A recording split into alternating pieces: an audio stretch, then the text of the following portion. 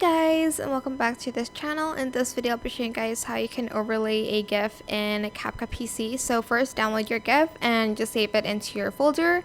So CapCut can import GIFs, so I'm just going to select that. I'm going to select this GIF here. I'm just going to place it on the timeline, and there I have added my GIF.